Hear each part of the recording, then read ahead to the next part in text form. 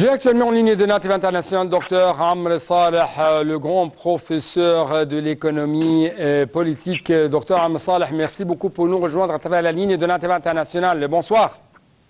Bonsoir, le plaisir est toujours le mien. Bonsoir à vous. Bonsoir, monsieur. Injustice climatique, injustice céréalière, injustice financière, injustice sanitaire, injustice économique. Comment vous avez vu de telles injustices au sein de ce système mondial, notamment que Madame Rania Al-Mashat a quand même dit que 60 pays les plus pauvres du monde sont exposés à une crise de la dette. Oui, tout à fait. Je suis totalement d'accord avec vous. Nous sommes en face, à mon avis, d'une crise de dignité internationale, comme je voudrais le dire. C'est une crise de dignité internationale, c'est une crise de confiance, c'est une crise morale. Car vous savez mieux que moi que la question de l'environnement est une question qui est très importante et que les bailleurs de fonds, les pays industrialisés qui sont d'ailleurs, vous allez peut-être pas me contrarier, mais qui sont d'ailleurs les pays qui sont responsables du plus haut de taux de réchauffement de la planète, ne veulent pas honorer leurs engagements. Et donc vous avez vraiment un paradoxe mondial, comme vous l'avez dit, je suis tout à fait d'accord avec vous. Non, ce n'est pas une question politique. Non, c'est une question... Votre voix n'est pas claire. Est-ce que vous pouvez être proche un peu de micro? Oui, je vous dis. Oui. C'est exactement, oui. Je vous écoute. Ce n'est pas une question politique. À mon avis, c'est une question de dignité internationale. Je crois qu'il y a un manque de confiance et c'est, comment je peux dire, c'est totalement ahurissant que les pays industrialisés, que les pays qui sont responsables du réchauffement de la planète, les grands pays, ne puissent pas honorer leurs engagements. C'est totalement inadmissible. Depuis des années, cette question du développement économique, du développement vert, si vous voulez, n'est pas une priorité. Alors que vous savez que les pays africains, par exemple, sont les pays qui souffrent de plus des questions d'environnement. Les pays africains sont les pays qui souffrent de plus du changement climatique, avec un chiffre alarmant. Mais non alarmant, mais un chiffre ahurissant. Vous savez que les pays africains souffrent de 15% de perte de leur PIB. 15%. C'est quand même inadmissible, vous ne trouvez pas? Oui. Comme vous savez, il y avait un événement, une déclaration très retentissante dans les médias. C'était le renoncement par la Grande-Bretagne, par le Royaume-Uni, à ses engagements concernant les émissions à effet de serre. Le Royaume-Uni ne va pas arriver à atteindre ses buts initiaux concernant la réduction des émissions à effet de serre. Et comme vous savez, il y a toujours la prochaine édition de la COP 28. Et en même temps, il y a toujours des appels non seulement à réduire les gaz à effet de serre, mais aussi des appels à injecter plus d'investissements dans ce que vous avez dit, le développement vert ou les énergies vertes, les énergies renouvelables et ainsi de suite. Comment vous observez cette équation? Les pays les plus industrialisés renoncent toujours à ces engagements quand on parle des pratiques. Écoutez, croyez-moi, on va parler encore pendant des années, et je crois qu'on aura encore de longues années à parler de cette question. Rien ne sera résolu, rien ne sera fait. Rien ne sera fait dans ces questions. Pourquoi? Car vous savez, les intérêts des grands pays, et notamment, non seulement des grands pays, mais notamment les intérêts des compagnies internationales sont énormes. C'est des enjeux énormes. C'est des milliards de dollars. Et donc, vous croyez que les compagnies internationales sont prêtes, ou les pays industrialisés sont prêts à payer des milliards de dollars pour le réchauffement de la planète? Écoutez, je ne crois pas. Ouais, mais comment vous trouvez de tels grands défis, notamment devant la prochaine COP 28 qui sera organisée par les Émirats arabes unis? Oui, mais je crois que ça sera la même chose. Vous savez, Rémi, ça sera encore le grand combat. Ça sera encore un grand combat entre les pays pour viser, je dirais, les organisations internationales qui voudraient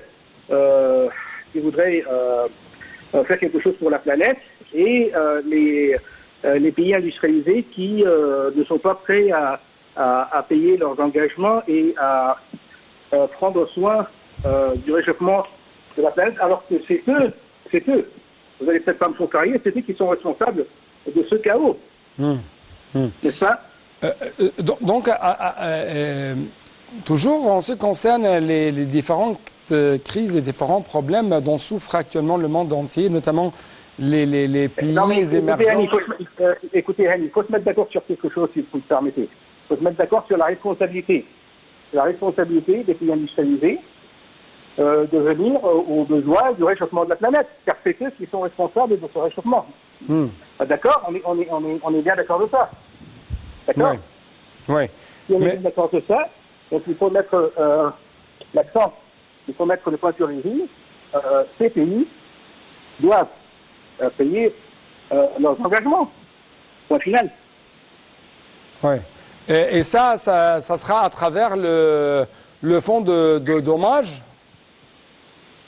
Écoutez, ça sera, à mon avis, ça sera à travers rien, parce que ça fait des années que l'on parle et que l'on dit qu'il faut dédommager. Vous savez, le pays qui paye le plus sont les pays en développement. Ouais. Et par exemple, où est la Chine, où sont les États-Unis? Les États-Unis qui sont à côté, totalement à côté de la plaque en ce qui concerne cette question. Ils ne sont pas, concernés. Ils ne sont pas concernés du réchauffement de la planète. Vous savez. Et donc, ça devient un cercle vicieux. Ouais. Tant que les pays industrialisés, à mon avis. Oui.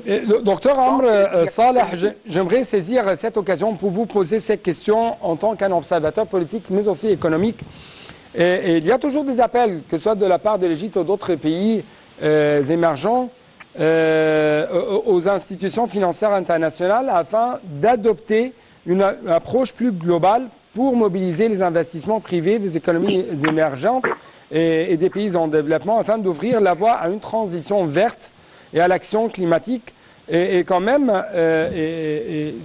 il y a des responsables concernés qui ont jugé que c'est nécessaire que la communauté internationale fasse face de manière réaliste à la crise de la dette. Est-ce que vous trouvez qu'il y aura ou quand même à travers ces discussions interactives qui se trouvent au sein des Nations Unies, il y aura une sorte de nouvelle équation économique, nouvelle restructuration de l'économie mondiale, notamment en ce qui concerne la crise des dettes?